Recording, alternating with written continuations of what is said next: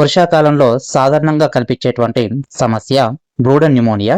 ఇది ప్రధానంగా ఆస్పర్గిల్లస్ ఫ్యూమిగేటస్ అనేటువంటి ఫంగస్ వల్ల వస్తుంది కాబట్టి దీన్ని ఆస్పర్గిల్లోసిస్ అని కూడా పిలుస్తారు. వీటి సింటమ్స్ చూసినట్లయితే చిక్స్ ను అబ్జర్వ్ చేసినట్లయితే ఇవి శ్వాస తీసుకోవడంలో ఇబ్బంది పడుతూ ఉంటాయి. ఈ విధంగా శ్వాస తీసుకుంటూ కనిపిస్తూ ఉంటాయి. ఈ బ్రూడర్ న్యూమోనియా రావడానికి కారణాలు చూసినట్లయితే షెడ్ లో తడి లిటర్ ఎక్కువగా ఉండటం వల్ల దాని నుంచి అమ్మోనియా గ్యాస్ ఎక్కువగా ఫామ్ అయిపోయి ఈ అమ్మోనియాని చిక్స్ సక్ చేసినప్పుడు ఎక్కువగా ఈ ప్రాబ్లం కనిపిస్తూ ఉంటుంది.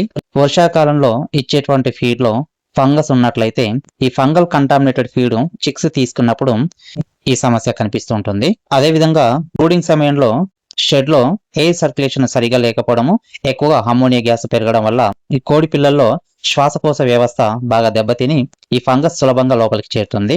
షెడ్ లోకి ప్రాపర్ గా ఎయిర్ సర్క్యులేషన్ వచ్చే విధంగా చూసుకోవాలి. చల్లగాలు ఒకవేళ ఉన్నట్లయితే ఈ విధంగా కట్టను ఆఫ్ కట్టను మెయింటైన్ చేస్తూ ఎయిర్ సర్క్యులేషన్ అనేది షెడ్ లోకి వచ్చే విధంగా చూసుకోవాలి. అమ్మోనియా గ్యాస్ ప్రొడ్యూస్ కాకుండా తడి లిటరు లేకుండా చూడాలి. బూజు పట్టినటువంటి ఫీడ్ ను లేకుండా డ్రై ఫీడ్ ను చిక్స్ కు అందే విధంగా చూసుకోవాలి.